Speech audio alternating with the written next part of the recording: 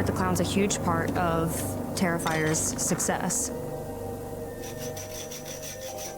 Ultimately, I think it is the charisma of the character and the humor. And a lot of that comes from David Howard Thornton, who plays Art the Clown. I mean, like that grin, that white, pale face, like everybody looks at that and there's a little bit of like uneasiness to him because you know it's funny because a lot of people hate clowns. So the amazing thing about Art is that we don't have to do much to promote him. He promotes himself. Starring, I'll just say it, horror's newest icon, Art the Clown. I was lucky that that face really resonated with people. But again, I think it's just classic imagery that we're very familiar with, that's ingrained in us. You really like him. You want to see who he is. Art the Clown is very violent and vicious, and he goes crazy, cold-blooded. Loves killing for fun. I think that's what makes him very, very scary. I love the villain. I think most people love the villain. They're just interesting. They're iconic looking. There was something about Art the Clown that was very captivating, eerie and creepy, and there was just something there that I couldn't, you know, keep my eyes off it. The way the character looked, you just know that he has that iconic look, just like what everybody's looking for in like a slasher film that can be remembered. He's bordering between comedic relief and then a scary villain. But his timing and that dichotomy is, I would say, almost perfect because otherwise he's laughable. If he's too funny, he's not scary. And then if he's too scary, he's not compelling because he doesn't have that two side of each coin. It's a clown that's like supposed to be doing funny things, but he's doing funny things in a murderous way. And it's one of the reasons why people fall in love with this character. They love how much fun this character's having doing what he's doing, and they love to laugh and have fun with this character at the same time. Art the Clown! To me, he's like an embodiment of all the great horror icons that came before him. He enjoys what he's doing. He's doing these horrible, sadistic things, but he's having fun. He is such a fun character. I have a blast playing him, especially in this latest film. And I can't wait to see where Damien Leone's twisted brain takes us next.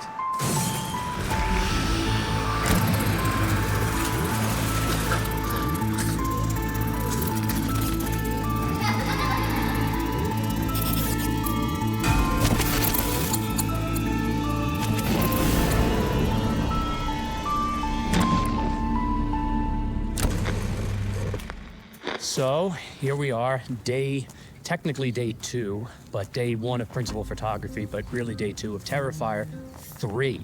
Yeah. And we got the whole gang back together, and it's going great. We're here at St. John's University. A lot of the crews were alumni of here, and a lot of... Not me. Not him. No. But we're here, we're making it happen. What drew me back, I just simply love Terrifier. Well, first of all, what drew me back to the role is I love playing the character so much. I will play this character as long as I can. He's such a fun little mischievous little bastard to play. I love working with Damien and the cast and crew, Lauren, David. Honestly, it's the family aspect that definitely draws me in, and also the story. I feel like Jonathan has more to tell, and if Damien feels that way, then I'm willing to go on set.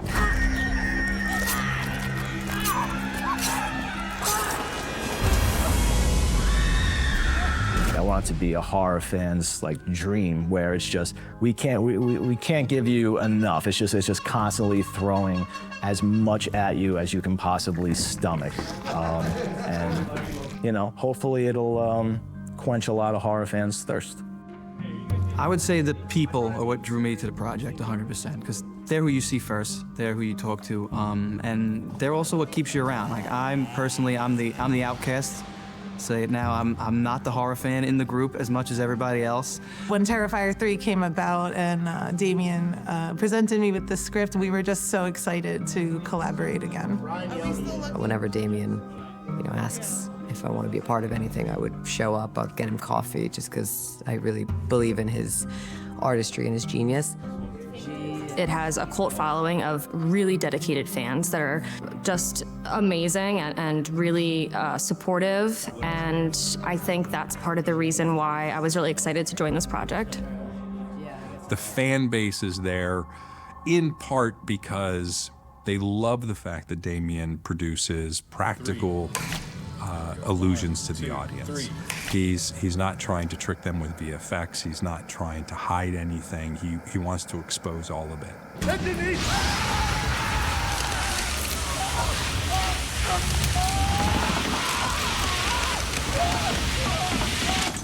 We're laughing because, you know, people think I have a cameo in the movie.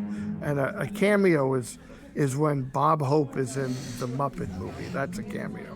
Not a lot of people can brag about this. Not a lot of people could say, I was in Star Trek and Star Wars. Not a lot of people could say, I've been killed by the Phantasm Sphere and Michael Myers and now the Terrifier clown. The big thing we decided to do was make it a Christmas film. That was something I've known about for about two years before, you know, we announced Terrifier 3 was going to be a Christmas film. So that was a hard secret for me to keep, and I love that idea of making it a Christmas film.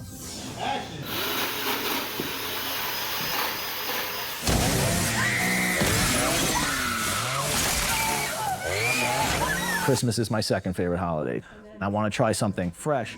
Damien wrote a banger of a script for this movie. It really got me excited. I always grew up loving the Christmas subgenre. In particular, there's two iterations of the Tales from the Crypt episode and All Through the House. One was made in the 70s, one was made for the show in the 80s, directed by Robert Zemeckis. And they're just for my two favorite horror short films. And I always loved Maniac Santa Clauses.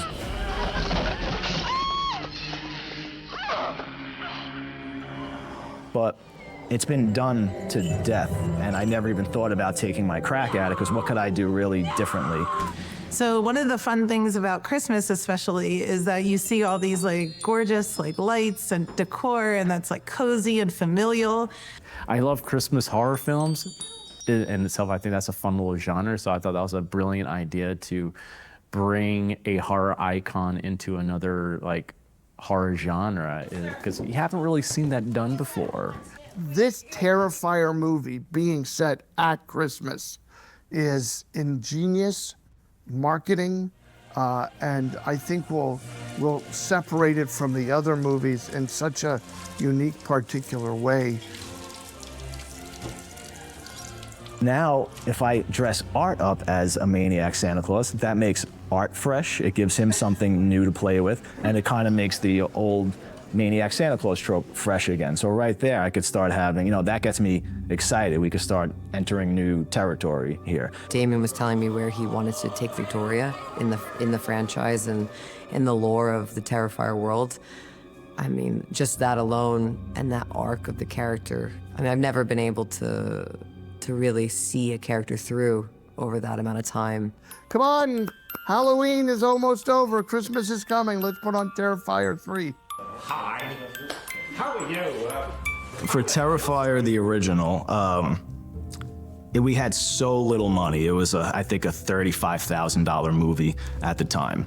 And my mindset was, why is somebody gonna come to see this film when they can go watch a multi-million-dollar Hollywood movie? The script went through so many phases. There's the original script I read is a lot different from what we actually filmed, because we had to make adaptations as we went along, going, what time we had, what amount of money we had in our budget to film what we had to do and stuff like that.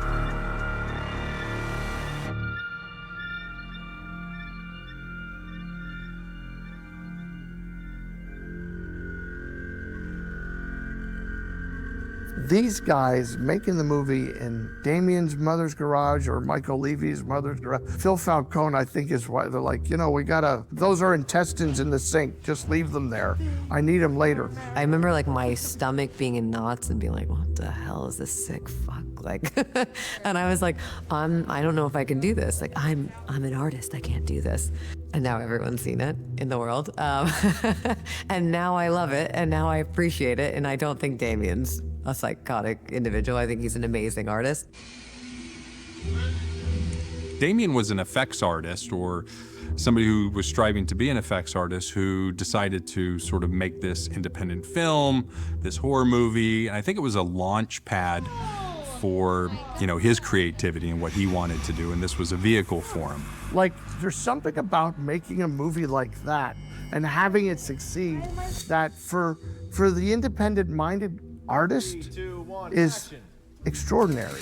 The audience has embraced it so much so that it's made him a very good living and has allowed him to put more money into continuing this character in this franchise right now without the help of the big studios.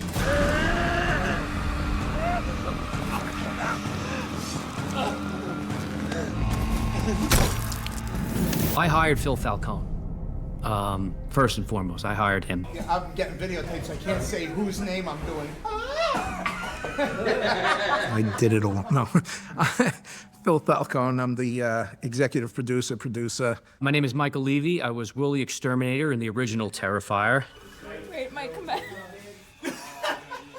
We took Johnny O'Rourke's kid. And I'm a producer and assistant director on Terrifier 2 and 3. My name is Jason Levy. I'm one of the co-producers of the film, and also I did a little bit of casting in it as well. Hey, Dave, we're gonna need you on set. Dave! What? This is like a big budget movie for a big audience that's done on a small budget still. So that kind of becomes the producer's challenge of how do you still keep growing but not grow too fast or forget where you came from and switch things up and not do what you should do for the audience. Yo, you guys, you look so good. I mean, way better than mine. I mean, I was gonna do the blood thing too, but I was just worried about the cleanup. But can I get a picture? One of the more compelling aspects of working on Terrifier 3 is the fact that we have a team of super passionate people. So all of us are emotionally invested in this movie. It's not just, you show up, you do your job, you collect a paycheck, and you go home.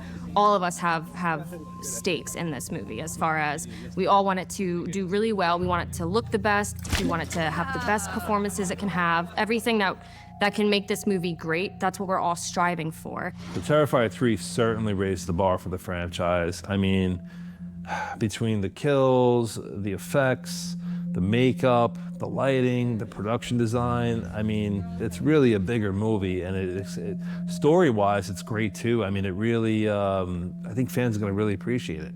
As a producer, your job is to make things keep going, moving, flow smoothly. And I'm pretty good at putting out fires and doing things. I'm very hands-on.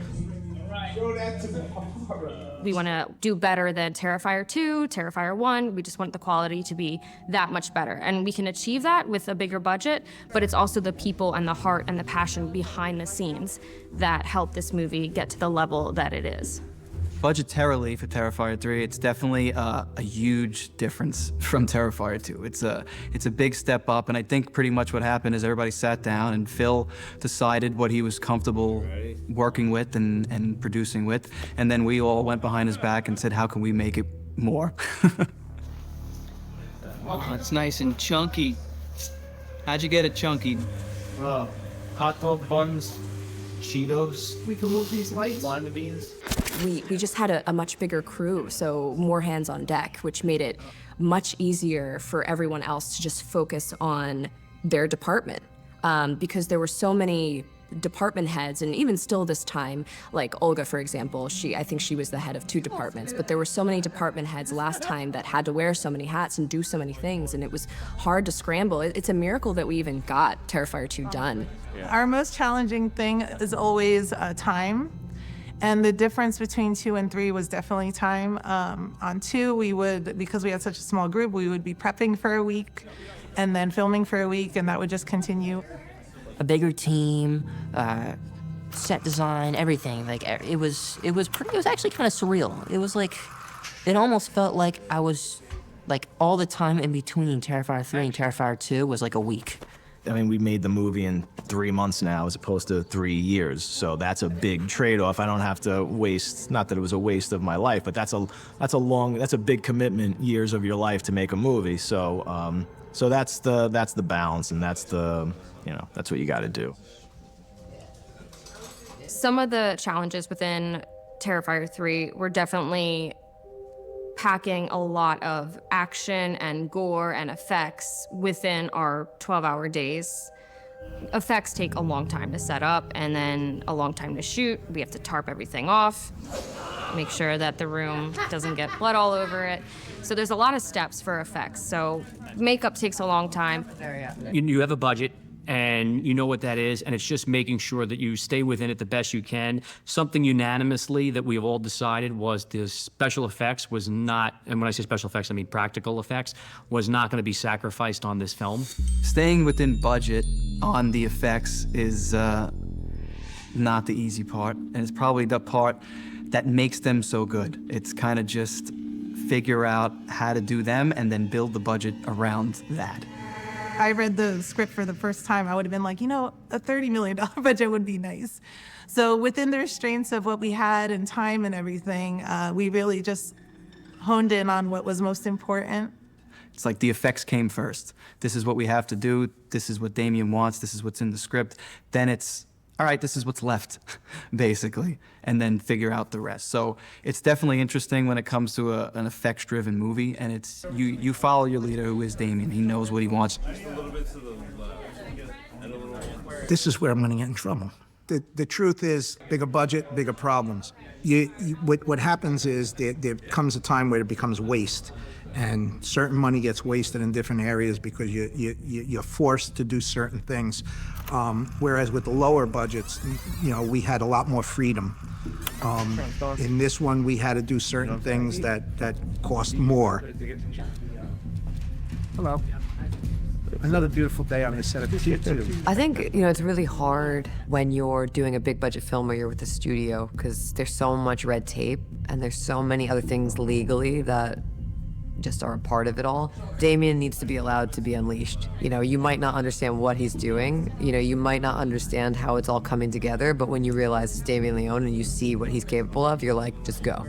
It's different when you're working out of your own facility or your own garage. It's another thing when you have labor that you're paying for, you have materials that you're costing out, you have overhead that you're having to pay. There's all these elements that really go into producing. Even though it was a much bigger budget than the other films, it still had a lot of challenges because going bigger, there's bigger problems and different problem solving and different things that you might not have foreseen. But because of the bigger budget, we were able to do bigger things and make it much more dynamic. With the bigger budget, you're going to say, wow, that's really good.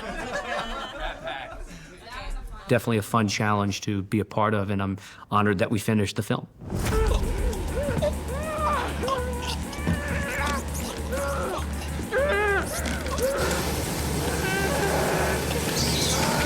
Damien Leone, writer-director of Terrifier 3. He wears so many hats, like he's the writer, director. I mean, makeup artist, he was able to defer that to an actual department this time because he had a bigger budget, which is great, so he could focus on directing and just his vision. But he's always so calm, which as an actor and just a hyper person, I'm in awe when I see that because he's got so much on his mind. And I'm like, how is he able to just zone in and be so calm? I'm in awe of him when I see that.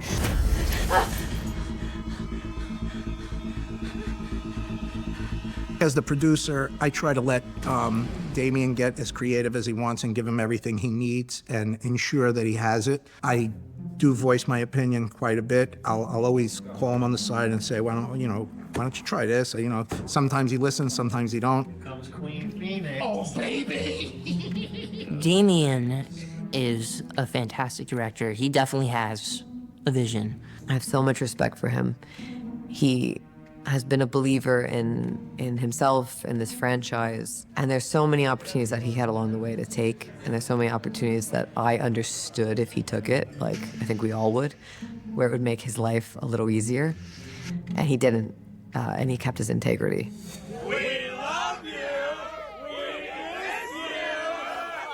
I know that he wants what's best for the character and the portrayal of the character, so I have a lot of trust in him, and I know that he's going to tell the best story possible for Sienna. It's really special to have a director who isn't just, I like this and want it to look like this. It's, I know how to make this.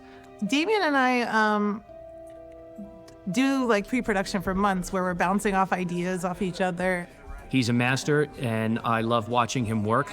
And as a producer, it's up to us to figure out a way to get his vision done. And know that we had a hand in creating this is something that's super humbling, something that I'll always be grateful for. He seems like a psycho based off of what he has written, but he's such a nice guy, and thank God I got to meet him first. Yeah, dude, it's gonna be awesome. It's gonna be the best thing since sliced bread. Oh, no pressure. He knows he's done it from when Terrifier was this small independent film, and now what has grown to, you know, the mega slasher it's been. He knows what it takes to make, you know, to make those kills pop and look good.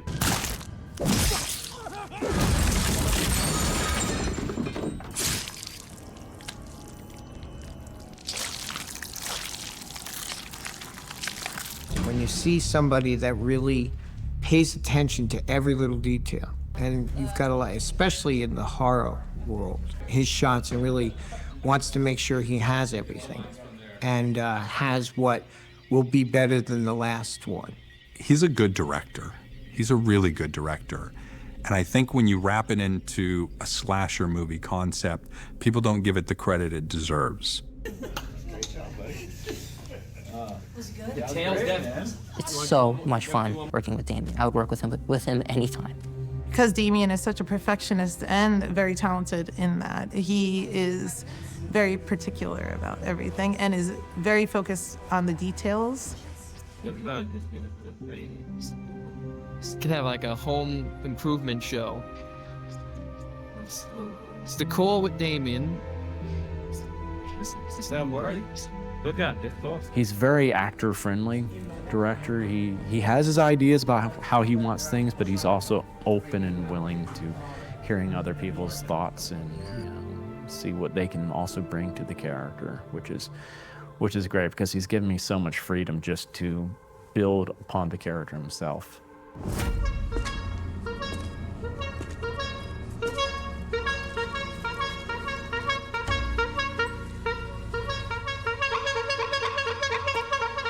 I found that Damien was constantly asking me to do more and more, which as an actor feels very unnatural. And you have to just trust that the director, once he's ready to move on, has got what he wanted. And you're like, are you sure? That felt really big and strange. And he's just like, no, trust me, it works. For this kind of universe, it works.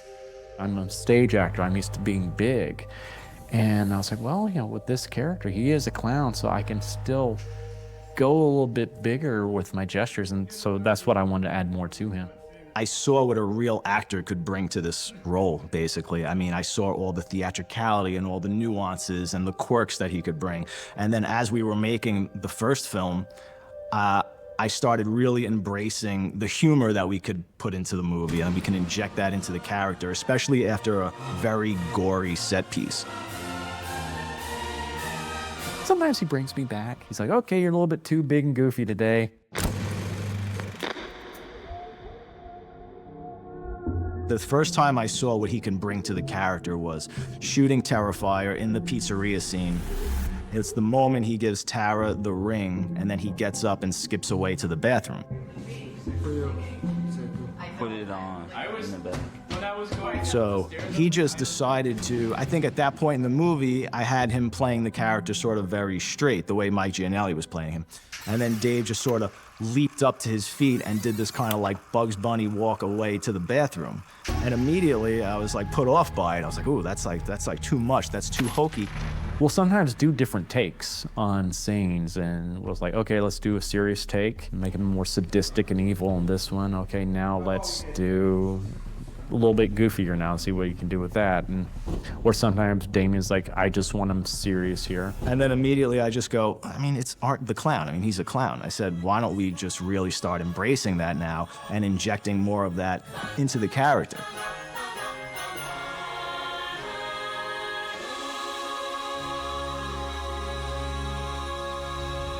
So once I saw that we had that to play with, we would do that a lot. We've developed a shorthand. We communicate very well, especially on set. He trusts me, I trust him, especially in our artistic departments. I want to like pretend like it was awesome. It's brutal. It's I say it's brutal because the makeup takes about 6 to 8 hours. He's such a huge fan, like the rest of us on the team, that it's just coming out very naturally. And I think that shows across the screen to horror fans. They know that no one's phoning this in. Like, this isn't just a quick kind of cash grab or anything. This is true, fandom and appreciation and love for the genre. Damien knows what he's doing. There's no reason to get in his way. A lot of producers want to step on their toes or put your creative thoughts in the mix. And sometimes it's helpful. In a lot of ways, it's not needed.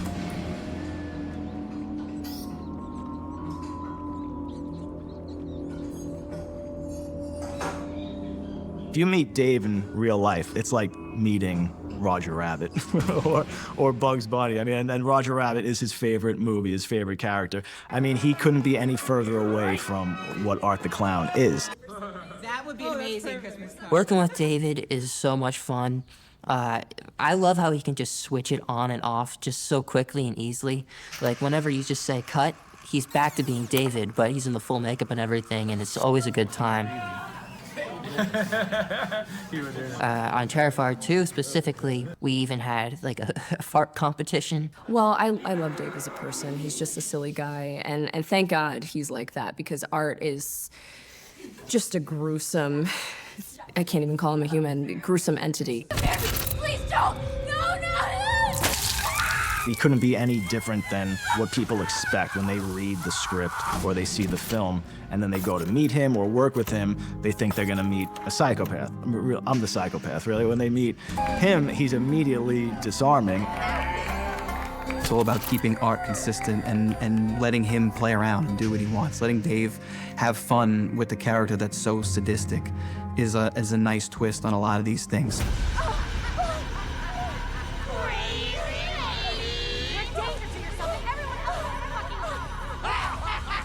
There's a moment when we were between takes and I just was watching Dave and Antonella, and they're just sitting there doing like patty cake together, and then they're like dancing around, and seeing Dave as Art the Clown in a Santa outfit, dancing around with Antonella as like this, he's this scary clown, but he's really just Dave, and he's the nicest guy.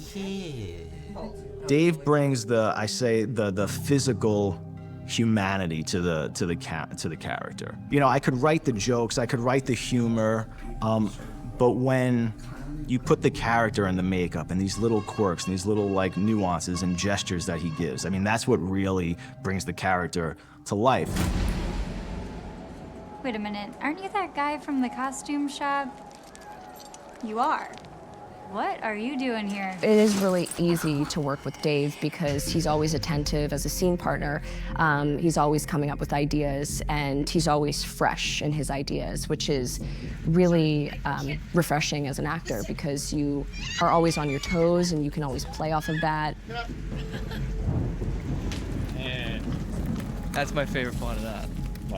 He's just watching. I love watching Dave work. I've gotten to work with Dave, so I've always known about Dave's brilliance as a human and as Art the Clown. I don't want to take anything away from Dave, because Dave is the star and Dave is Art.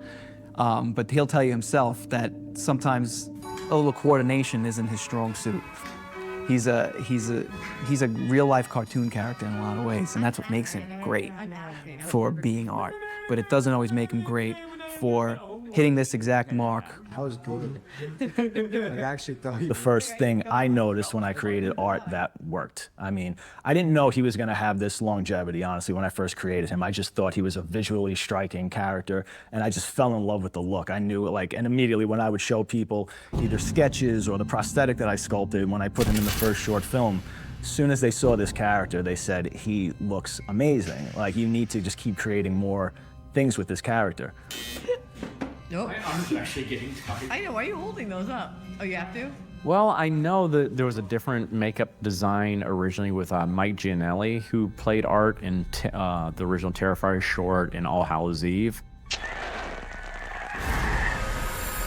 And you actually see his makeup design evolve during the course of All Hallows Eve to what is more normal now. So when I came on board, I originally went in for a mold that they did in my face, and Damien had sculpted something. We used that mold one time in the first Terrifier film, and it's when the cops come arrest me, and it looks like my cheekbones are a little bit bigger and stuff like that, and it just didn't read right.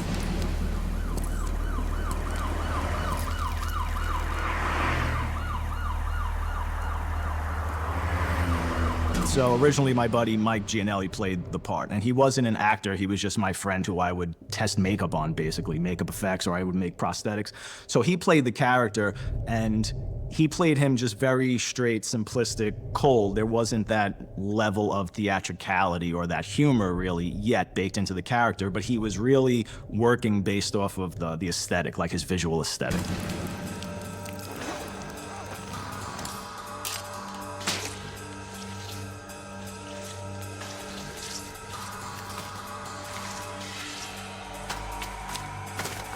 For the first two Terrifier films that I did, we actually used Mike Gianelli's original mold. So that was actually Mike Gianelli's face on my face, which I thought was really interesting.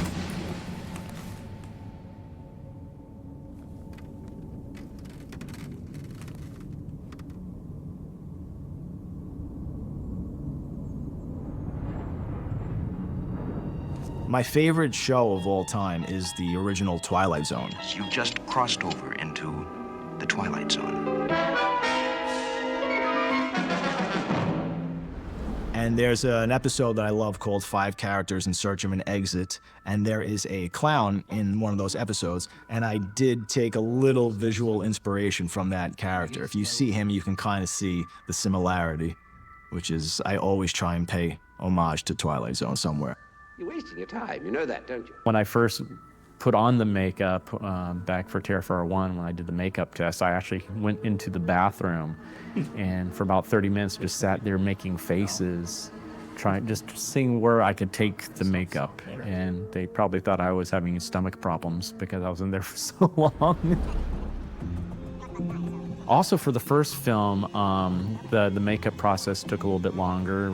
We were using a different type of prosthetic. We were using a gelatin-based mask, and now we're using a foam latex mask. And the gelatin mask would fall apart very easily, especially if any liquids got on it. So you might see some like behind-the-scenes photos of me with Q-tips in my nose. In this film, this is actually the first time where I did not do the special effects, which is a big deal. I've always done the special effects on my films, just because of budget constraints and because, you know, like I said, I mean, I can do anything I really want. It doesn't matter what the budget is. So now that we finally had some money, I was able to hire some of the greatest makeup artists in the business. I got to hire Christian Tinsley to work on this movie, which is still blows my mind. I mean, he's responsible for The Passion of the Christ, No Country for Old Men. He works with the Coen Brothers, Westworld, American Horror Story. I mean, this guy's like as good as you get. For Terrifier 3, Damien wanted a lot more help for this one since we had a bigger budget, so he went to Christian Tinsley's team based out in Burbank in LA. Christian Tinsley, makeup effects designer for Terrifier 3. We've sort of been communicating with each other over the last 6, 7, maybe even 8 years. I remember when he released the first Terrifier movie, he would reach out on social media and say, hey, check this out if you can. I became very close with the FX team of from Tinsley Studios with Brian and Heather on set. And they said that that made it like a lot more challenging, not to speak for them, but usually they're used to someone who's not so versed. So it's really cool because he'll even get in there with a paintbrush and like add more blood. I think Heather and Christian and Ryan would kill me for saying this, but at the end of the day, they would be like, "Okay, we're gonna take you out of makeup," and I'd be like, and I'd rip the mask off because I was so like tortured that they were like, no, don't do that. And I was like, it's fine. And then I learned the hard way where you don't do that because you start to, your skin starts to get very sensitive if you do that too many days in a row. We used Christian Tinsley's group to build a lot of stuff, all the stuff. I mean, all the prosthetics, all the molds and everything. And they're award-winning team. I reached out to him because I have a separate company that does Halloween merchandising. In response, came to me and said, well, hey, yeah, that's fine. And you know, I'm in the middle of writing Terrifier 3, and it's gonna be big. And I wanted to know if you'd be interested in taking on the makeup effects for me because I really wanna sort of remove myself from that aspect. Christian Tinsley was the one who said, listen, I mean, this is an iconic character. He says, we can't mess up what you've already created. We can't change anything. It has to stay as true to your original sculpt as possible. This is no longer about me designing and creating something that no one's ever seen or building a new character for you. This is me taking the reins from you to allow you the freedom that you need to be a better director and to give more focus on the elements that need Damien's attention.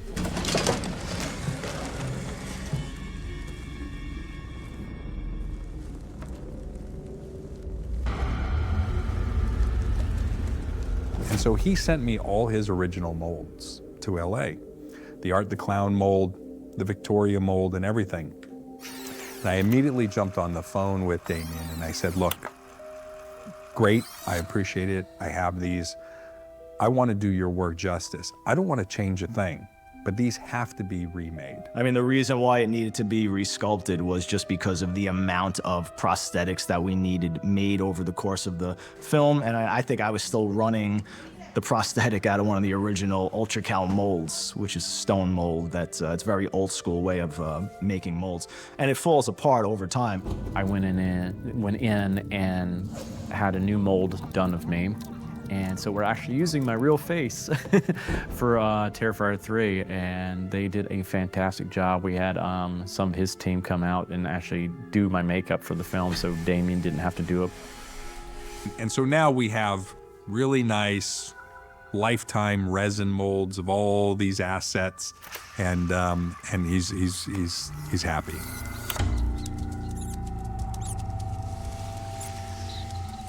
Seeing how excited everybody in his shop was to work on this, you know, I'm still under the impression that no one really knows what this is, and they were so excited, and they never really had the opportunity to work on a slasher, especially one of this magnitude before. When you see these artists that are doing this kind of work, they raise the bar so much on horror movies that it was incredible to see that. Damien has sort of unapologetically created a project and said, this is what I want to make, and this is what I want to show. And if you're willing to have it and pay for it, $5 rental, $10 streaming, whatever it is, I'll continue to make it as long as I have money because this is my passion. He's used to being behind the camera, but he's also used to having that cup of blood and his gloves on so he can rush in and do touch-ups and add more element to it because he was controlling the effect as well as directing. And on this one, I kept telling him, it's like, your job is to stand behind camera. Be as involved as you want, but this is really our job.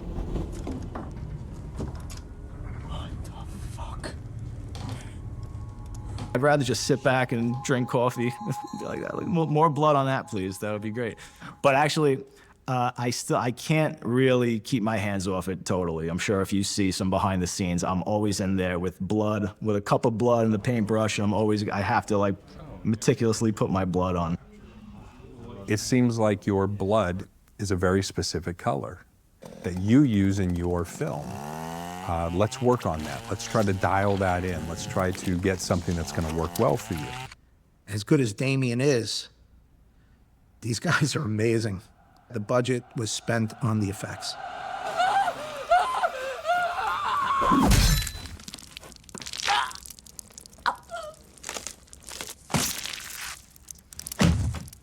You've tapped into something that not only people of my age, for nostalgia reasons, are missing. And you've created a character that fits into that zeitgeist of, you know, horror icons, you know, the Freddys, the Jasons, the Mike Myers, the people like that, which in itself is a triumphant feat on his part.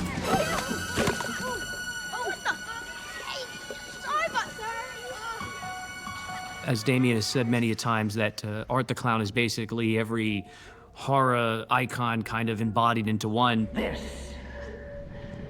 is God. There's a little bit of every character. There's Jason, Freddy, Michael Myers. I mean, they're all sort of baked into this character. So at the end of the day, I mean, like I said, it's coming from a very true, organic place. There's a little bit of Freddy, Chucky, Leatherface, Pinhead, Jigsaw. All those guys are inside of Art.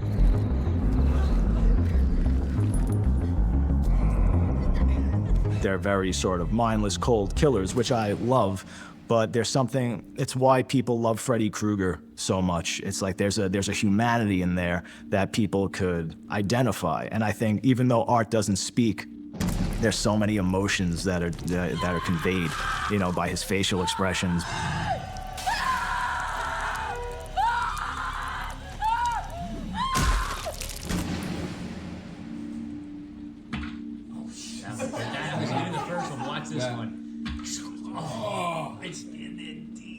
Freddy Krueger's at the burn and the claw.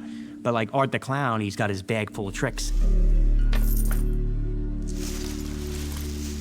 He's up there with Ghostface from Scream and Leatherface and Pennywise and other horror icons. And I think a lot of that has to do with the mystery behind Art the Clown, because he doesn't speak at all. I mean, I think there's a few boxes that you need to check in order for one of these slashers to really resonate with the audience. First is they need a striking appearance.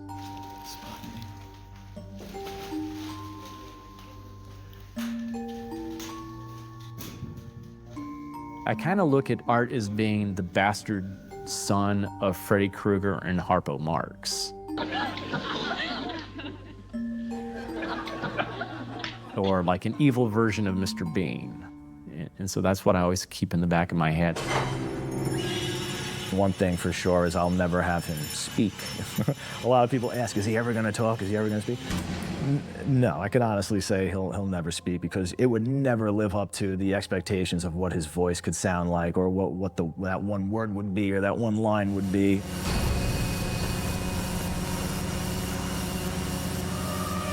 You have many clowns, and they all talk. Like, I think Pennywise, Stephen King's Pennywise, particularly Tim Curry's, I think is one of the best portrayals of evil clowns in history. Hi, Georgie. Aren't you going to say hello? Most popular clown, arguably still is, right, is Tim Curry's Pennywise. I mean, he's the king of all killer clowns. So I said, I can't do anything even remotely close to what that character looks like, just visually, his personality. I, Georgie, am Pennywise, the dancing clown. He's the granddaddy of all the killer clowns from, you know, horror movies. And so, yeah, he definitely, you know, both versions of him. I found things that both Tim Curry and Bill Skarsgård did with the character that I was like, oh, I like that. But like I would say, it's little bits and pieces of all those slashes that we all grew up on and loved and, you know, watched. Beep, beep, Richie. Come back anytime. So I decided to make him as colorless as possible. So I just went black and white. I said I didn't want to give him hair. I didn't want to give him the bulbous red nose. I love the comic book Joker. I just love visually the way he looks. I'll show you how to slow down. Damien was very smart in making Art the Clown the opposite of that. You know, Tim Curry talks and he has puns. Art the Clown is quiet and silent. Tim Curry's a shapeshifter. Art the Clown is a little more human-esque, at least in the beginning, until he becomes this entity. That's the real deal. That's my beard. If Santa doesn't have a real beard, he's not a real Santa Claus. When I hear people using the iconic term, I'm like, I don't feel myself personally that we've gotten to that place yet, because those guys, like Freddy, all those guys, those are my icons. He's Freddy Krueger with, the same personality, but he doesn't talk. So there's a lot of elements there that are similar, but different.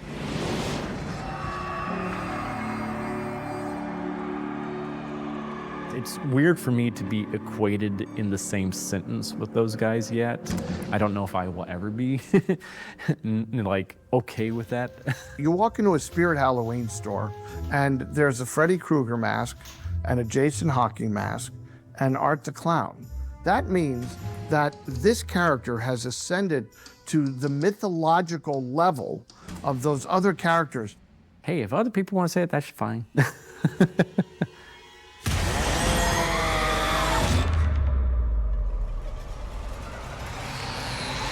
We want better lighting, better acting, and a little bit more of a background for Sienna, because I think that's something that our audience wants. The 20-year-old was arrested at the crime scene and taken Lauren, into who custody plays by authorities. Sienna, is fantastic.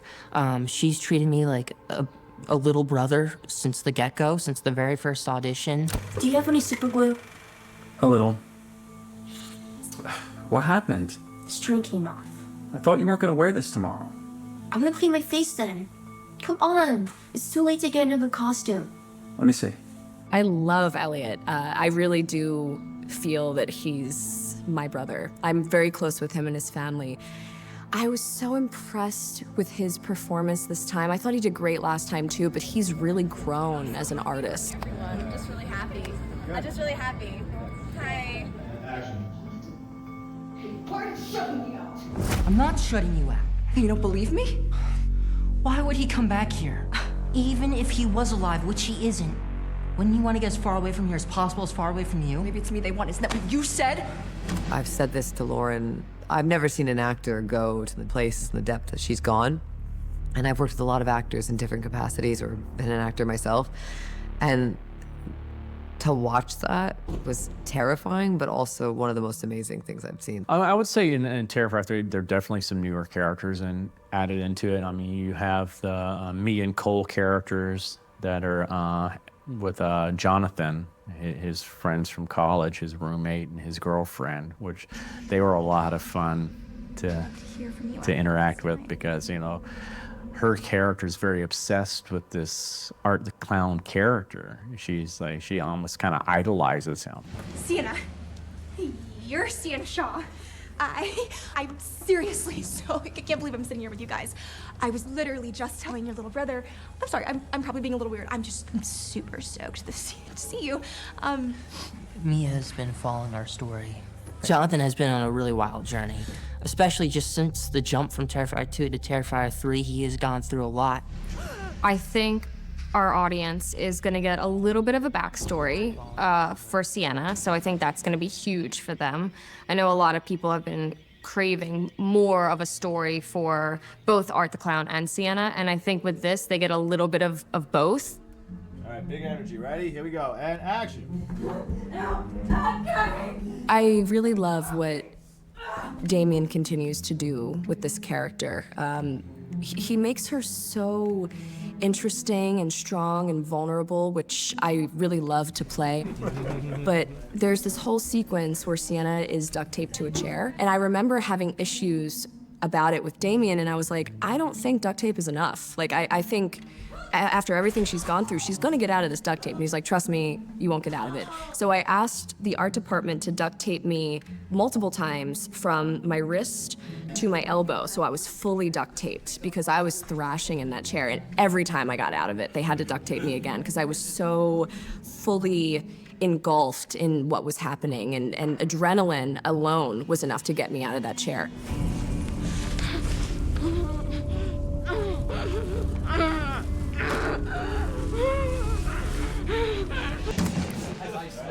We wanted to progress their story in some interesting ways because, you know, what they had gone through in part 2 was traumatic.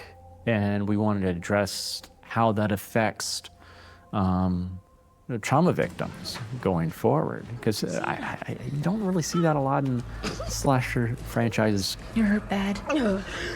I'll be all right. Come here, let me see you. Oh, are you okay? Okay.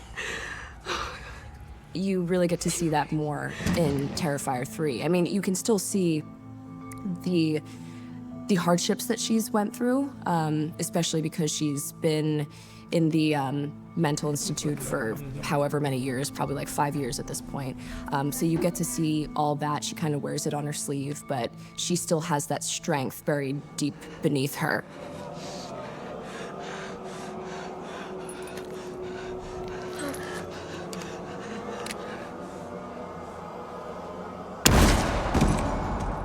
I feel like Jonathan contributes a lot with storyline and both that, once again, the dynamic between Sienna and Jonathan, just having that altercation and conversations about art and stuff, I feel like it sets some cool stuff up.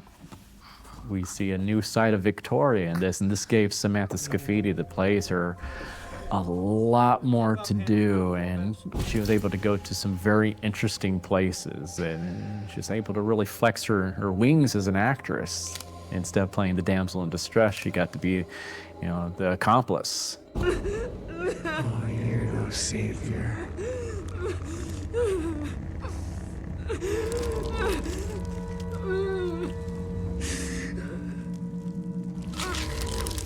The Victoria character plays a lot in this film and goes through a couple transitions. And so we were going to add to her look as well as incorporate her original look. Victoria Hayes in the third film is completely possessed, and she herself no longer exists. And that's because there's an entity that in the Terrifier lore is the entity that makes Art the Clown supernatural. And so because of this entity, he is able to come back from the dead and, I mean, has these supernatural powers that we see in 2 and in now 3. And that, her coming into this world through Victoria Hayes as a vessel enables him to have his powers, but also enables her to exist, and they have to become like team members or teammates. I love watching Sienna and Victoria's dynamic. They have this visceral reaction to each other, and it is really so fun to see. Tell me how this tastes.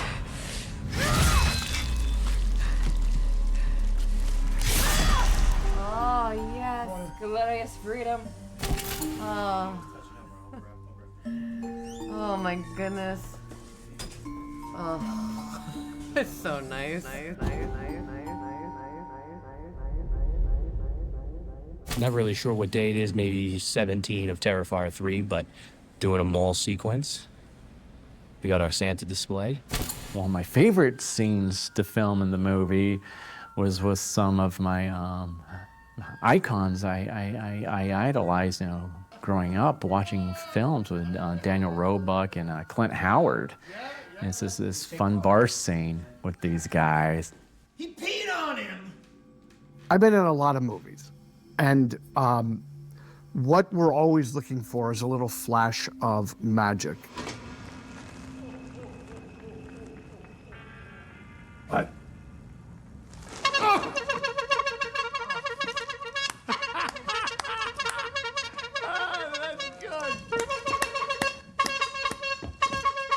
Okay, that's enough. Daniel Roebuck plays Santa Claus, and Clint Howard plays the town drunk Smokey. And just seeing those two guys bring their A game, and that was a scene where I allowed so much improvisation, and we were coming up with hysterical things on the spot. What's so goddamn fun? I'll tell you what, Clowny, I'll kick your fucking clown head. It's never too gory. You cannot have enough tubes running into the body. You can't have enough tearing of flesh. Like, you literally can't have enough of it. Can't take your fucking hand, can you? I'm not gonna tell you again.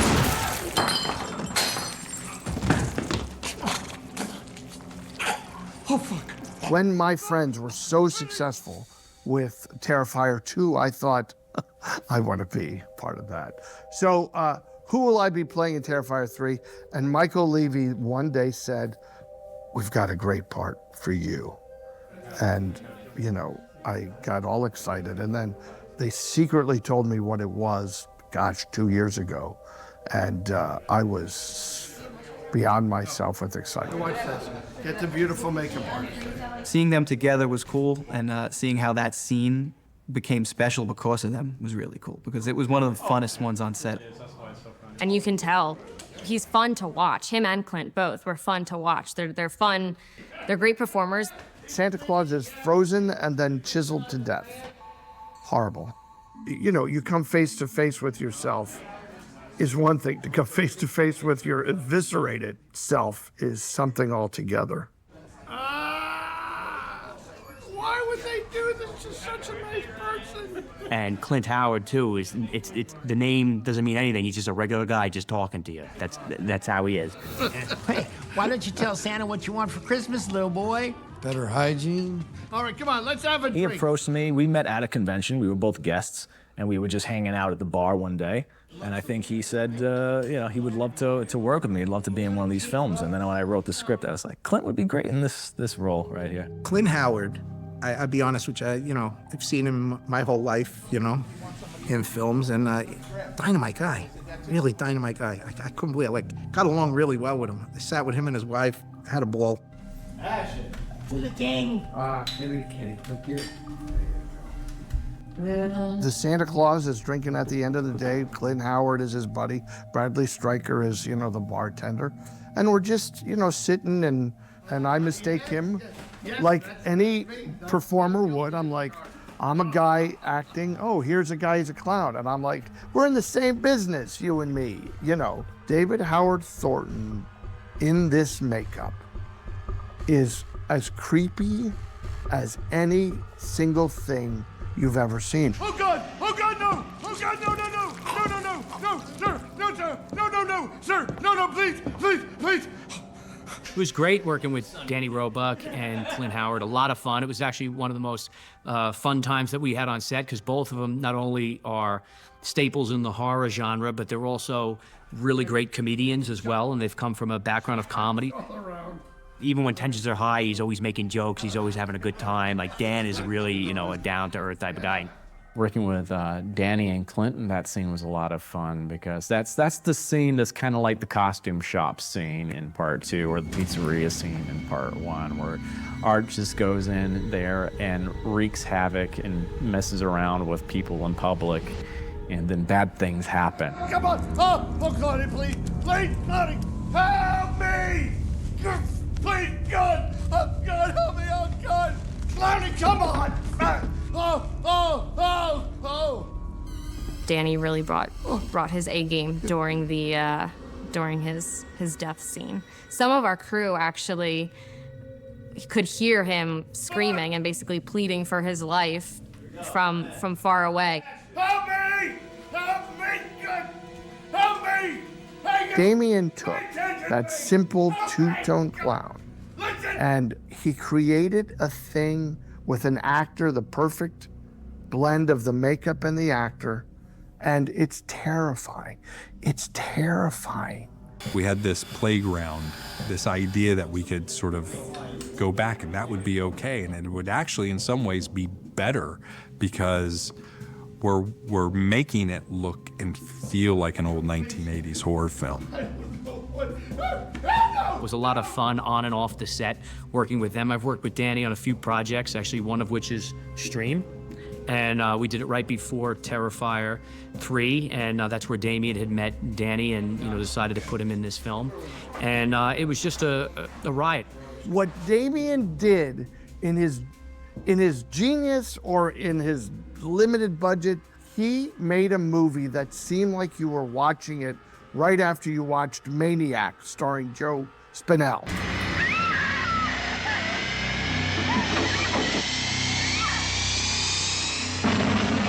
Maniac. The visceral reaction to the on-screen violence, and you were transported to another time. You know, these movies were like something you'd see on 42nd Street in New York.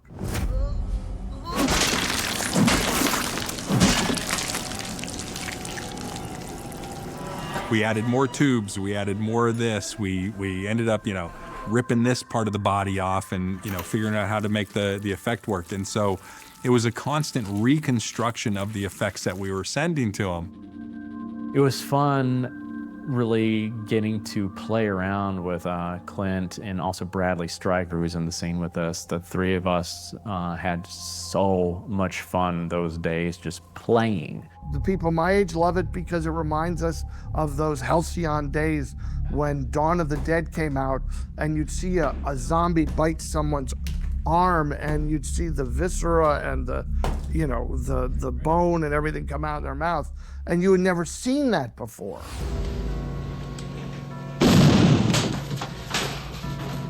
Damien figured it out when nobody else could. He made it old-fashioned and new-fashioned. Maybe like Obi-Wan Kenobi. Art the clown. Come, use the Force, and I'll be like a ghost of Santa Claus who's in all the movies. That would be good. I'm gonna try for that.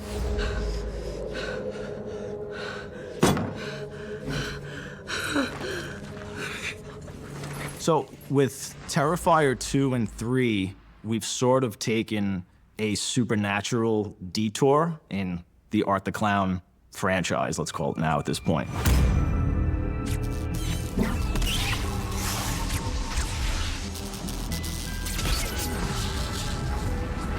Where once I decided to bring him back from the dead at the end of part 1, I figured we should really embrace the supernatural element. Like, what is this evil that's resurrected this killer? I think the main thing that Damien and I had discussed early on was that we wanted to find something that hadn't been done before with a possession. But we wanted her to be fun and fresh, something that was different. And I really hope that people laugh and enjoy her and know that she's absolutely balls to the wall, ridiculous, because she is and does some extreme things. The hardest part, honestly, for me as a costume designer, when he is already an established character, is all the continuity of the blood and everything, because we don't shoot in sequence, of course, because that would be easy. So to go back to, like, say, a pristine look and everything, so we had to make probably about 8 of the costumes, just the black and white, and then the Santa we probably made about 4. Blood is so uncomfortable, especially the blood Damien likes to use. He likes to use the sticky blood.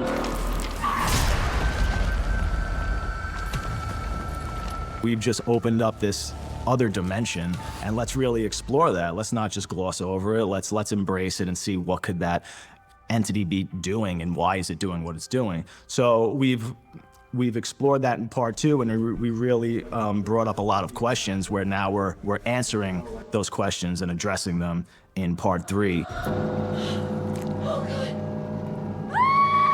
I want them to love me and hate me all at the same time. I want them to have fun watching me, and then I want them to applaud, as I go out in my last chapter. So that's if that can happen, I'm good. For this one, I wanted to make him a little bit more cocky and arrogant, because he's come back from the dead twice now, and he's having a lot more fun, I guess you could say, especially since he has Victoria with him. In the original Terrifier, Art wore black contact lenses. And then they got destroyed. We only had 1 pair, and then I think by the end of the movie, they got destroyed. So then it turned into Dave's real eyes. Sorry. I'm sorry. Nice. Nothing. I was So then by the time we made part 2, I said, just leave the contacts out. They're a pain in the ass, and we'll just play it as you're normalized. But I always wanted this character. I loved the black irises that he had. I thought that was fantastic. So I said, we need to bring that back for the third one. So he now has these really cool full sclera lenses that have like these tiny little pupils in the middle, and they're very bloodshot, and it makes him look more demonic and a little more frightening. So that's been cool.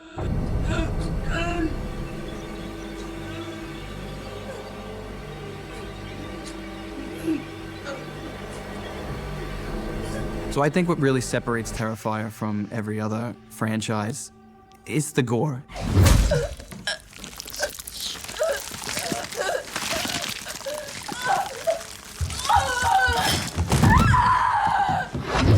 We really have to deliver the goods in the gore department. So I make sure that every movie now, we have basically horror, gory set pieces that we have to keep trying to one-up ourselves from the prior movie, which is getting a little difficult because there's only so many ways you can kill somebody.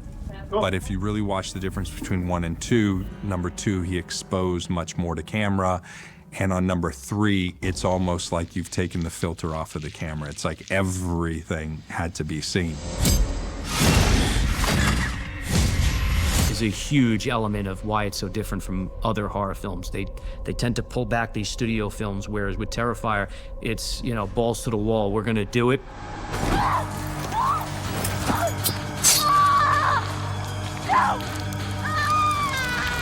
We're gonna figure it out. Believe it or not, there are limits that we will not, you know, kind of go beyond. So we try to do it tastefully in many ways, but that's really, you know, kind of our motto is just deliver the goods, make it fun, make it gory, make it exciting. I don't even think about it. Like Damien says, pick the head up, I pick the head up. You know, I'm not even thinking where did the head come from. And it takes a lot of care because you're also working with other individuals in very physical scenes, so you really have to be present. There's scenes with, like I said, Chris Jericho, who we're both checking in on each other constantly because it's technical, but you're also trying to make sure that that person is safe. Growing up as a makeup effects artist, I had that skill set in my back pocket, and I can do all these effects for virtually nothing other than the expense of the materials. So I said, I need to put things in this movie, since it's a slasher, that I've never seen before, and I've seen a lot of slasher films. Like, it's nothing safe about it. It's basically whatever someone is scared to do or doesn't want to do, or is just afraid to do for whatever reason, is something we kind of need to do. I started just researching, you know, maybe torture methods that I'd never heard of. I mean, just going to some dark places trying to get some inspiration. And I came across this medieval torture method of hanging people upside down by their ankles and cutting them in half with a giant hacksaw. Who's that? Dave. Hey, Dave. Jesus Christ. And I said, if I can do that to somebody in a film and show every piece of that, don't shy away from it. I said, I've never seen that. I think that'll get people talking. Only intestines splatting on the ground somewhere else, obviously. No, not right here. Well, you can. Well, now we got to go into the second kill and have this girl get bleached and salt thrown on her and her skull ripped open. And then the third one, without getting any spoilers, there's another huge kill that I think fans are going to really enjoy. Of course, there's the infamous hacksaw scene. That was a pretty brutal scene to film, both physically and mentally, I guess, especially for Catherine more than me, because it was 20 degrees around that night and there was no heat in that room. But the thing with art is sort of taking traditional kills that aren't necessarily flashy, but then trying to do it in a unique way. Or when you see art put his spin on it, that's what makes it fresh.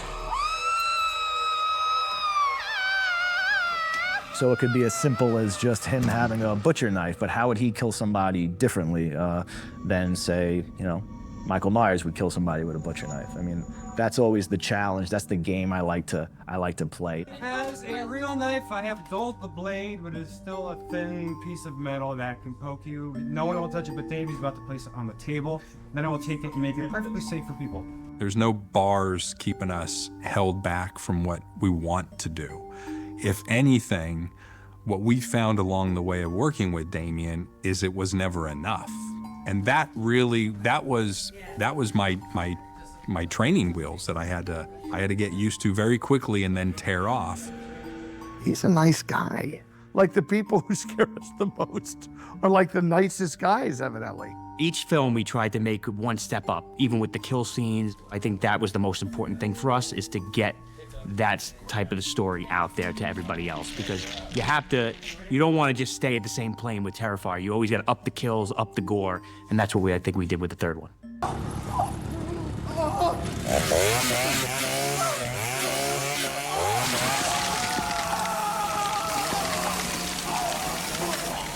Fans are going to be very, very excited about the gore aspect, and I feel like Art the Clown just went all out once again. Damien went all out. It's going to be a brutal horror Christmas.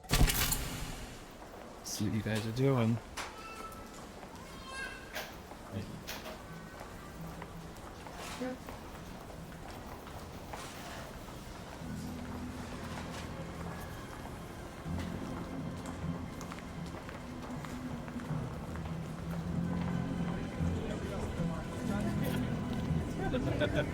I got here on break time, unfortunately.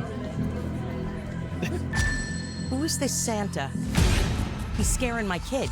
Yeah, he's scaring me too. Hey, Santa's handing out presents! The kills and the practical effects are just so much bigger, badder, and bloodier this time, which is hard to imagine if you haven't seen it, because the second one was all of those things already.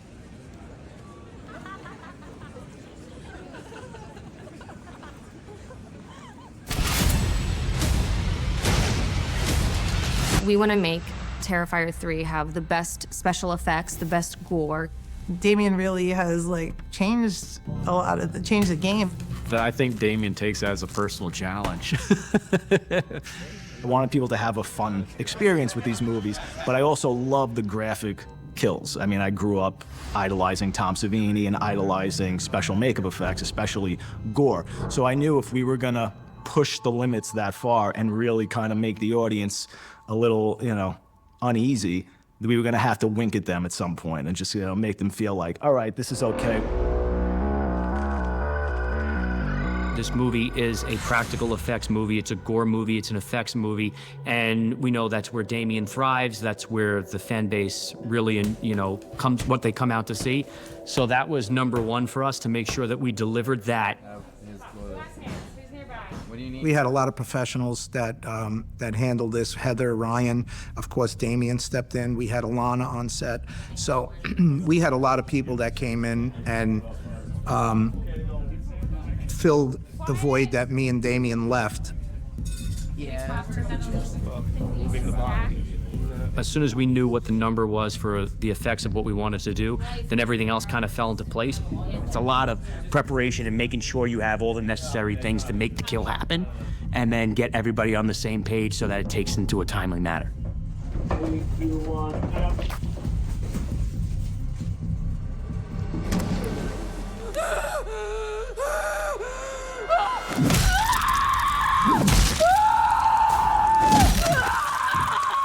One of the more interesting sides of filming was seeing how David, Art the Clown, actually reacts to some of the effects in Terrifier 3. Let's go ahead and address the big rumor that was going around that, I almost puked on set.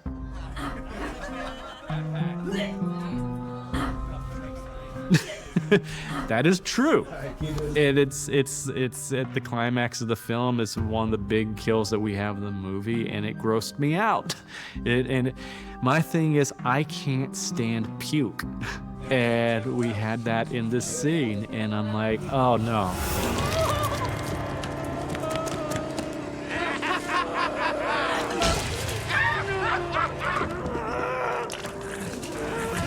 And I actually got a kick out of that because David was already feeling sick from the scene, and there were rats around, and then I just casually was eating corn nuts, and Dave got really sick, and I just enjoyed that. I love torturing Dave. So we had the use of fake vomit. Obviously, our art department and our effects team did a great job creating this fake white-looking vomit. It was really gross, and Dave couldn't even look at the gag at what was happening because he's very anti-vomit. Thankfully, everyone gets it, understands it, and enjoys puking and vomiting, so that's a good thing. And they were using this nasty soup concoction, and they had put starch and everything, so the smell was horrible, and then the look of it is horrible. So I'm actually sitting there, you know, having to do the scene, and I'm like when I didn't have my face in frame, I'm just looking away. I'm just like, I can't look at this, and this thing just projectile vomit. The minute that throw up goes into that tube, he turns away. He's like, I can't do that. That's just, he can't even look at it, can't smell it. Like he was out. So that was really funny. This murderous clown who's done terrible things to people is afraid of vomit. So that was true. I almost puked, but I held it together. I was proud of myself. But I can handle all the blood and the guts and the feces, all that kind of stuff. That doesn't bother me. I can watch all that kind of stuff and eat a hamburger and be fine. But puke, nope. There was even a gag where Sienna takes out the sword and hits Art the Clown with it, or I think she slices his throat with it, and then she slices herself out of the chair. And because it was sticking to my, the sword was sticking to my hand, I had to let go of it and grab it again, and I was praying that I'd grab it because I had to flip it in the air. And it worked, thank God. I don't know how it worked. I think my delirium took over. And it ended up looking very cool, but it was just because Damien likes to use this sticky blood. And I think he just likes his actors to be uncomfortable.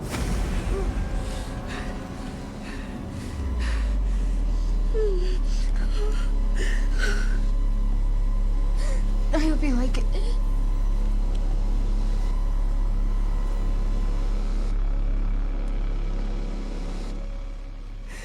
Best gift ever. To see that level of quality put into the things that I wrote on the page has been, that's like a childhood dream come true. I want to know what it's like to be in the presence of that kind of evil. I feel like fans are going to be it's going to meet their expectations for sure. Art the Clown is back. Looking forward to the best Christmas ever, filled with fun, smiles, and laughter. Laughing, Dave, laughing. I think the audience can expect a movie that exceeds expectations as far as quality goes comparatively to Terrifier 2, just because we have a bigger budget. I think the fans are really going to appreciate Terrifier 3. We pushed the boundaries, we worked so hard, and I think it shows on screen, and I think it's just going to help build the franchise. Everything's bigger, everything has changed a little bit. I want people to smile, I want them to laugh, I want them to enjoy themselves. I mean, life is so hard, and we get to do that. I hope that Terrifier and a lot of other indies that have had this type of success show to, even bigger suits with more money that, take a chance, take a risk. I want to see how crazy this thing is, and they laugh or they scream or they cry, whatever it is. If it entertains you in any sort of way, that puts a smile on the filmmaker's face. So that's what I would like to encourage everybody. If you guys are gonna go see this movie, just go into it and have a good time. Things are gonna change.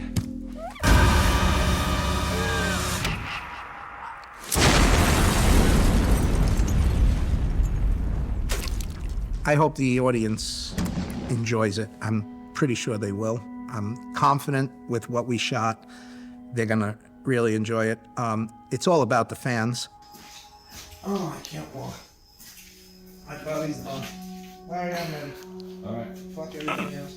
I just hope people have a good time watching Terrifier 3, and I hope they see that we've all worked very hard to deliver a fun and exciting film for them, and we don't want to let them down. Corey, get back over here! Back in line, kids. Time for the real Santa. I wonder what I got. Corey!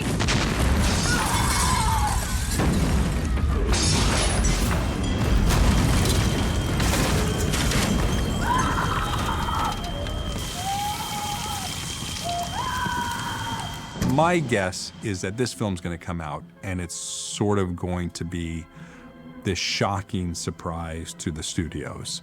Why I think people will love this movie especially is you know, it's not just David back as Art, but Lauren is back and Elliot is back, and we're watching their characters 5 years later. They're grown up a little more and they've experienced this other thing. And I think that the audience is gonna wanna see where their story goes. If a demon enters this world in the flesh, a counterpart must be appointed to stop it from becoming too powerful. It's you, Sienna. As long as you're alive, they're vulnerable, and they know it. That's why Daddy created the sword. Whoever chose me was guiding him. He was preparing me for this. I think they're gonna be blown away by the kills and just the fact that the movie itself looks significantly better than the first one and then also the second one. She's always like in a corner. It's really a bigger movie, and story-wise, it's great too. I mean, it really gets. I think fans are going to really appreciate it. I think this is one hell of a finale for, well, at least not finale for the franchise, of course, but like finale for the film. It's a scene. It is a scene. It's a brutal scene, very emotionally draining scene. I got to do my own fight scene with Art the Clown.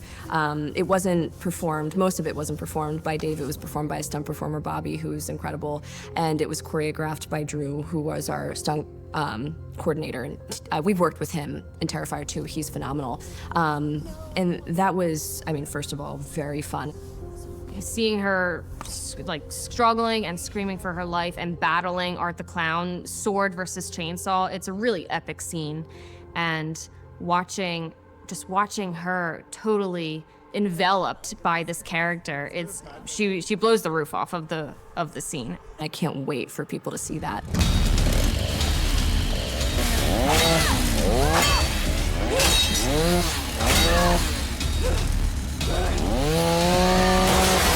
I really hope that everyone enjoys like the storyline as well as the effects. All of it is, you know, just there's so much hard work and so much detail into every ounce of the film. There's a lot of underlying themes involved, and which allows a continuation of the story for years to come. So we're excited, and we hope the fans are too.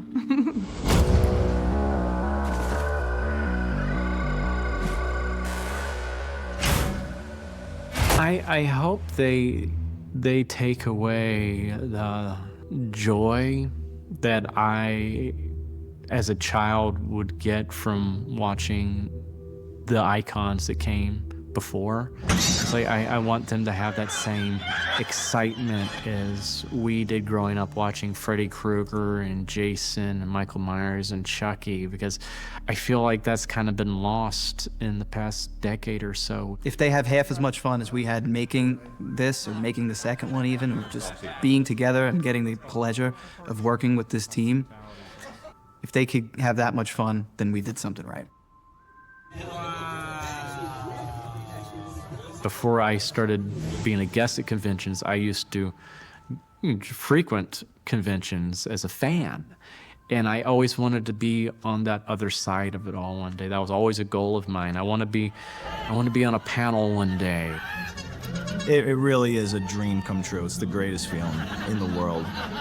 It really sinks in when I'm at a convention and someone comes up to me and they just express how much the character means to them on levels that are unimaginable. Like they've met their wives or husbands, they've bonded over this film, and then they've gotten married. I love meeting people. I love the support for Terrifier, especially because I'm a fan of horror myself. And I grew up going to horror conventions, and now I'm signing at them. They showed tattoos all the time. I mean, when you're putting, permanent ink into your body, with my character, that's the greatest honor imaginable. So this little 7-year-old Damien especially was just screaming with joy that, that it kind of paid off, especially for my mother, who I tortured my entire life. A few of us have done the convention circuit, met fans, and started to really understand, oh, this is really affecting people. But then 2 years ago, it went viral. I was really excited to start participating in conventions because I was excited to meet people. I love horror and I love spooky things, so I knew I was going to horror conventions. I knew that I would get to visit these really cool tables with really interesting artists and their work. If a fan comes over to me, I talk. I'll talk for 20 minutes. I'll talk for an hour. Same thing with Damien. Anybody ever cosplayed as one of my characters, that would just make me so happy. Because I know as a cosplayer what that means, because that's you love that character so much that you're like, I want to go out in public and dress as him and act like him, because that's what I really enjoy about these cosplayers. They commit. They commit to the character. They just don't come up to me, hey man, how are you doing, and all that. They come up to me as art and do all the pantomime and play around, and I'm like, I love to see that. But I didn't realize how many fans loved Sienna and that they did indeed find strength in her story. I've had so many conversations with so many wonderful people who have come up to me like crying and shaking that they've had similar experiences to Sienna. They've lost a family member, sometimes a parent who they loved very much, and they found strength in Sienna's story and overcoming whatever hardships in their own life.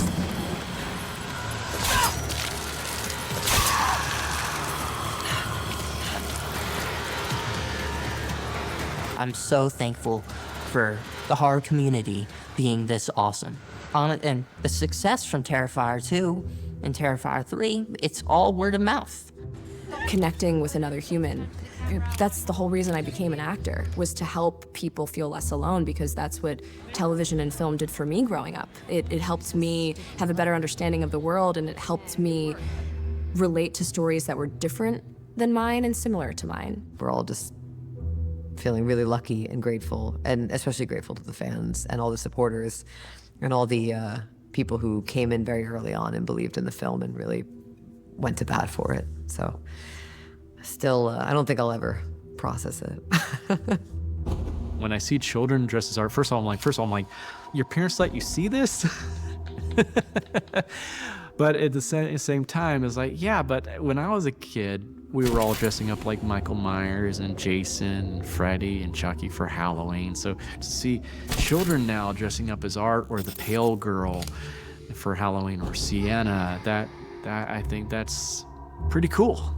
I get to see firsthand and hear firsthand from these strangers from all over the place that how Sienna, or just the film in general, has touched them and helped them, and it really invigorates me and makes me excited to make more work, because that's the dream. It's the dream to connect with others and have my work connect with others. When I'm doing the conventions and I do the photo ops, I like to do the true Art the Clown experience with people. So the moment I walk out of the room where I'm doing my makeup, I am in character as Art. So I am messing with people, and I especially love it when it's people not necessarily there for the convention. They're just staying in the hotel that I'm at.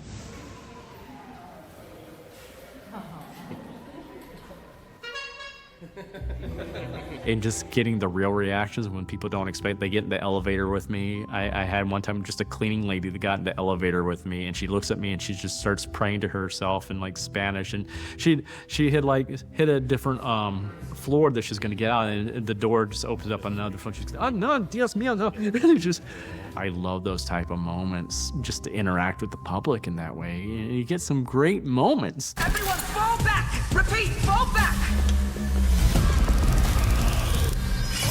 I think Art's visual aesthetic really is largely responsible for the success. I'm amazed at how many people are into it. I think what the fans really enjoy about him, that I really like to bring to the character, is his playfulness.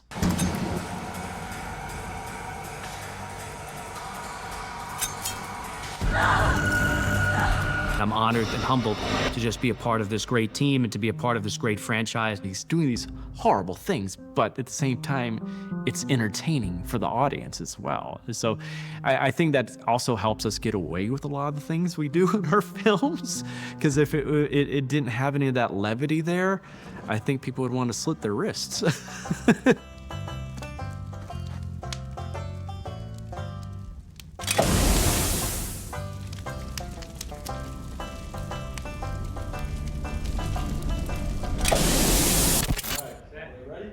Yep. And 3, 2, 1, fight!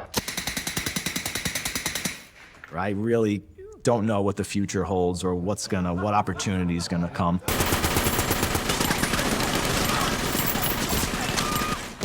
But I do see potentially just one more film in this franchise where I would have a satisfying story that I could step back and be proud of. In my opinion, Terrifier is we're at the beginning of a 9-film, you know, I think they'll be doing Terrifier films when I'm 80.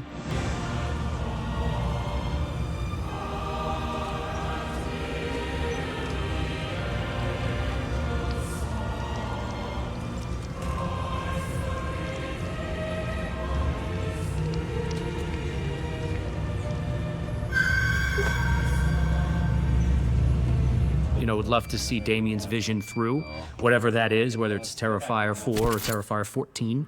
As long as he's there, I'll be there. I mean, unless he wants me to direct one, I'll do that.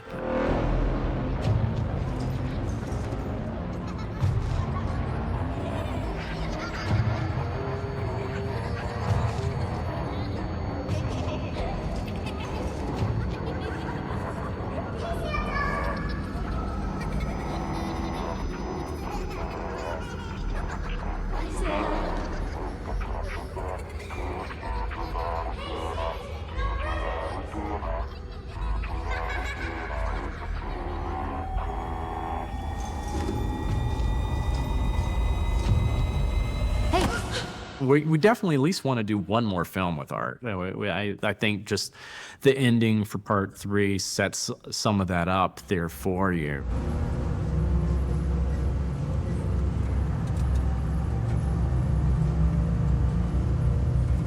I really got to see Art the Clown grow and just become just a horror icon. It's quite amazing, honestly, and I feel privileged to be alongside Damien, creating the visuals and making magic with him on the screen. It's really been a great process throughout all the years, and I just want to see where it goes. I mean, we'll just keep bringing it up further and further and see where we can take it.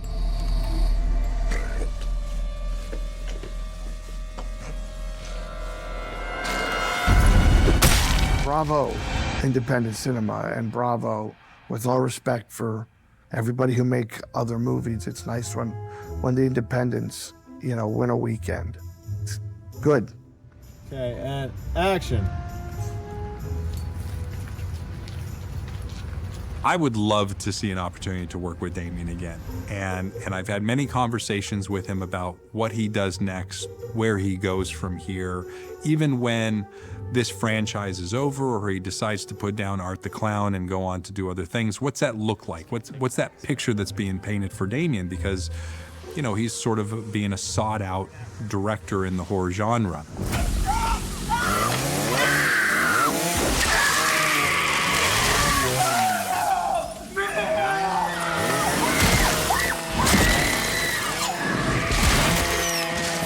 I think there's definitely going to be a Terrifier 4, and then after that, I hope it continues to 5 and 6, and see where it goes and what Damien can do with Art the Clown, and see how his story develops.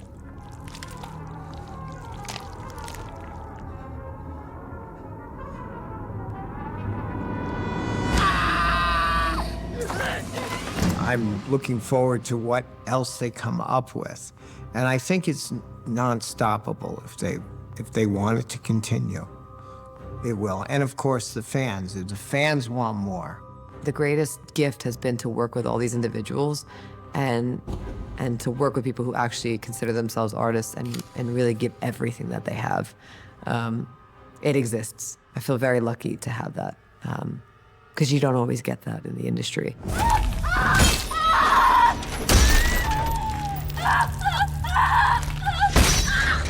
Hey, I'm glad you saw the movie. I'm glad you enjoyed it. And, you know, stick around for whatever great stuff Damien has next up his very bloody sleeve.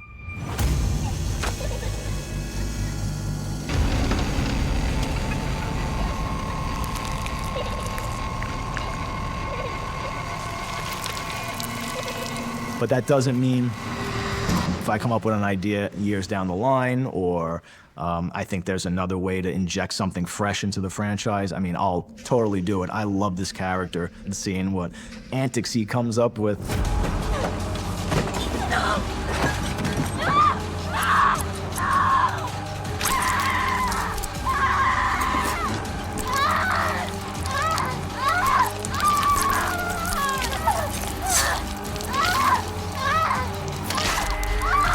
I want to see more about Art. I want to see the rest of his backstory.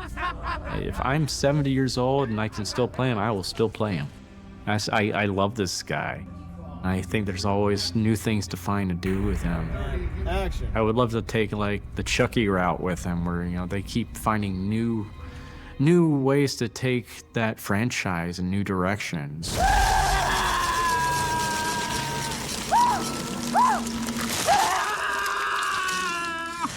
And I'm really excited for the future of this franchise, so let's bring on Terrifier 4. It's a pretty cool ride. It's fun. Don't get into all that blood and gore. I'm more of a rom-com guy. Frankenstein. That's a good movie, a classic. I love Art. He's such a fun little mischievous little bastard, and I want to keep playing him for as long as possible, so I hope people enjoy what we're doing.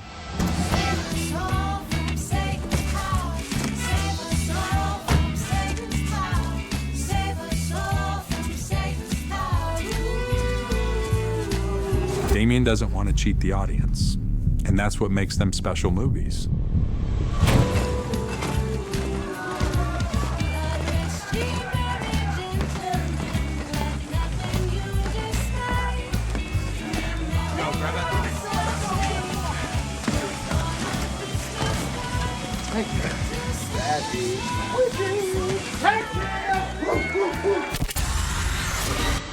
Never say never. Never, never, never, never, never, never.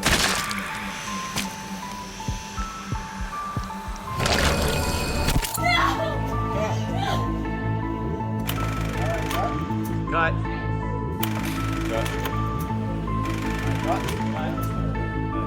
Cool. That's a fucked up show. Was that all right? Was it? Oh, good.